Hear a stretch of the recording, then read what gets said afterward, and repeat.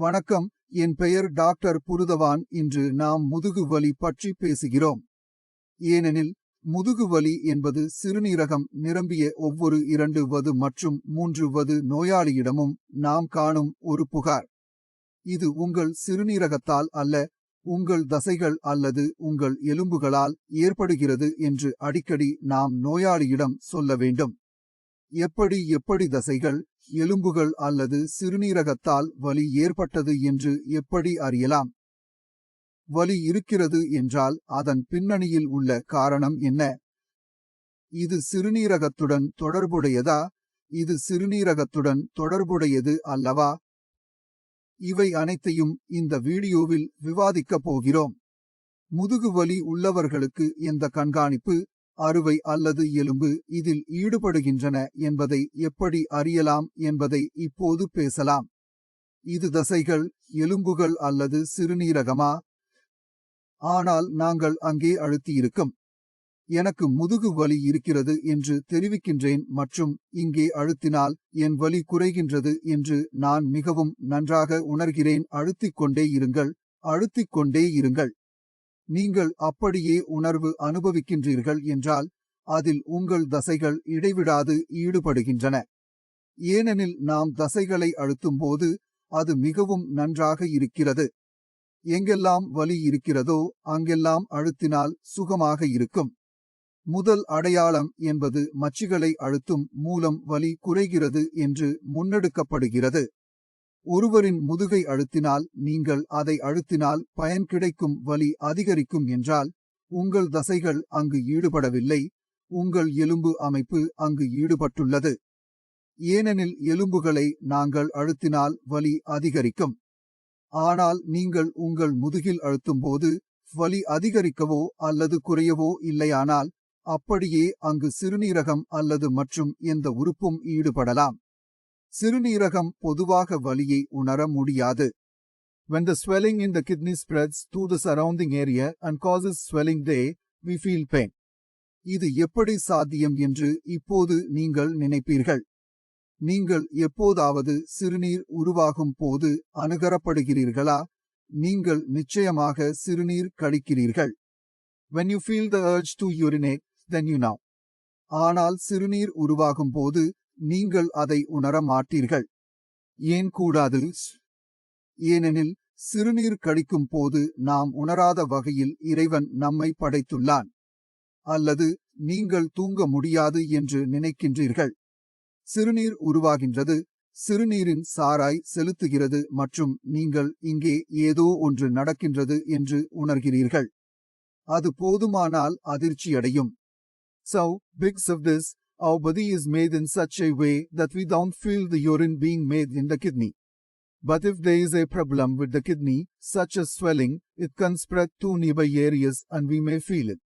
And when our kidneys hurt, the pain starts in the back and it can be very uncomfortable. So, let's understand how the pain is happening and which system is involved in it. ஆனால் முதுகு வலி பொதுவான ஒரு பிரச்சனையாகும் என்று நான் உங்களுக்கு சொல்லியுள்ளேன். இப்போது தசைகள், எலும்பு மற்றும் சிறுநீரகம் ஆகிய 3 அமைப்புகளும் இதில் ஈடுபடுகின்றன. அதன் சிறுநீரகத்துடன் தொடர்புடையதா? பதில் ஆம். முதுகு வலி உள்ளவர்களுக்கு மட்டும் இல்லாத ஒரு பொருள் உள்ளவர்களுக்கு தசைகள், எலும்பு அல்லது சிறுநீரகம் போன்ற எந்த ஒரு உறுப்புகளும் இருந்தால் அது சிறுநீரகத்துடன் தொடர்புடையது என்று தெரிந்து கொள்ளலாம்.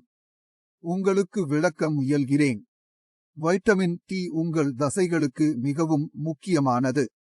வைட்டமின் டி உங்கள் தசைகளை ஆரோக்கியமாக வைக்கும். ஆனால் நீங்கள் உட்கார்ந்திருந்தால், நிற்கும்போது உங்கள் முதுகு மீண்டும் வலிக்கிறது என்றால் உங்கள் உடல் எடையை பராமரிக்க வேண்டும் என்பதால் அது நிகழ்கிறது. அதாவது நீங்கள் நிற்கும்போதும் உட்கார்ந்திருக்கும் போதும் உங்கள் தசைகளும் எலும்புகளும் உங்களை நேராக வைத்திருக்கின்றன என்று அர்த்தம்.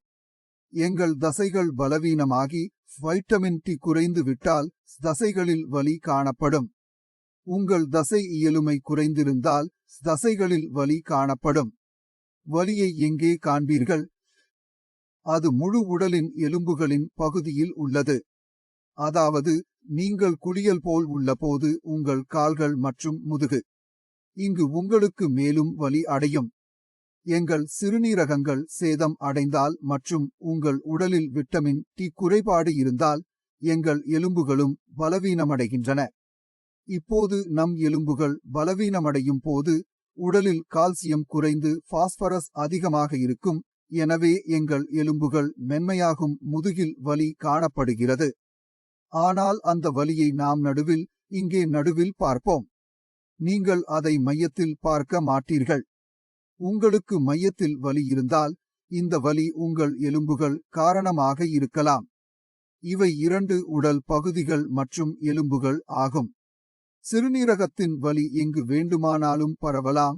அது கீழே செல்லலாம், அது மேலே வரலாம். உங்களுக்கு நிறைய வலி இருந்தால் முதலில் நீங்கள் ஒரு அல்ட்ராசவுண்ட் செய்ய வேண்டும். மூலத்தில் கல் உள்ளது என்று பரிசோதிக்கவும். ஏனெனில் பெரும்பாலும் நாம் வலியை பார்க்கும்போது, சிறுநீரகத்தின் வலியை பார்க்கும்போது நாம் நிச்சயமாக அங்கு கல்லை கண்டு கொள்ளுவோம். பலருக்கும் வலி அடையும் போது முதலில் நாம் அல்ட்ராசவுண்ட் செய்து பார்க்க வேண்டும். நீங்கள் அல்ட்ராசவுண்ட் செய்ய வேண்டியதில்லை, நீங்கள் ஒரு சிடி செய்யலாம். ஆனால் நீங்கள் அதை அறிய வேண்டும். வலி உள்ளவர்கள் முதலில் அதன் காரணத்தை அறிய வேண்டும். அதனால் வலிக்கு காரணம் என்ன என்பதை எப்படி அடையாளம் காண்பது என்று நான் உங்களுக்கு எல்லா முறைகளும் சொல்லியிருக்கிறேன். காரணம் தெரிந்தவுடன் சிகிச்சையளிப்பது எளிதாகிவிடும். தசை துரத்தியாக இல்லாமல் உடல் பலவீனத்தை சிகிக்க வேண்டும். எலும்புகளில் வலி இருந்தால், முதுகெலும்பில் வலி இருந்தால் வைட்டமின் டி மற்றும் பாஸ்பரஸ் பைண்டர்களை பயன்படுத்தி உங்கள் எலும்புகளை ஆரோக்கியமாக வைக்கலாம். கிட்னியில் வலி இருந்தால், அது கல் காரணமாக இருந்தால் முதலில் காரணத்தை கண்டுபிடிக்க வேண்டும். அப்படியே கல்லை நீக்க வேண்டும். அதுவும் பிறகு மட்டும் சிகிச்சை வேலை செய்யும். எனவே நீங்கள் புரியவில்லையெனில் நீங்கள் கவலைப்பட வேண்டாம். உங்களுக்கு ஒரு நல்ல மருத்துவர் தேவை. முதுகு வலி பற்றி நீங்கள் இந்த வீடியோவிலிருந்து நன்றாக புரிந்து கொள்ளுங்கள் என்று நம்புகிறேன். பரிகாரம் வேண்டாம். முதுகுவலி சாதாரணமாக இருக்கலாம், அது தசைகளின் காரணமாக இருக்கலாம். முதுகுவலி உங்கள் முதுகையும் காரணமாகவும் இருக்கலாம். அதனை எவ்வாறு அடையாளம் செய்வது என்று நீங்கள் அறிந்து கொள்வது முக்கியம். மீண்டும் நீங்கள் எப்படி பதிலளிக்க வேண்டும் என்று நீங்கள் அறிந்திருக்க வேண்டும். மருத்துவர்களுக்கு சிகிச்சையை விட்டு வைத்திருங்கள். மனதில் ஏதாவது சந்தேகம் இருந்தால் எனக்கு கேட்க விரும்பினால் எந்த கேள்வியும் கேட்கலாம். என் முழு மருத்துவ குழு உங்களுக்கு கிடைக்கின்றது. நீங்களும் அவர்களுடன் உரையாடலாம். இப்போது நான் உங்களிடமிருந்து பிரிக்க விரும்புகிறேன். அடுத்த வீடியோவில் பார்க்கலாம். அதுவரை போகிறேன்.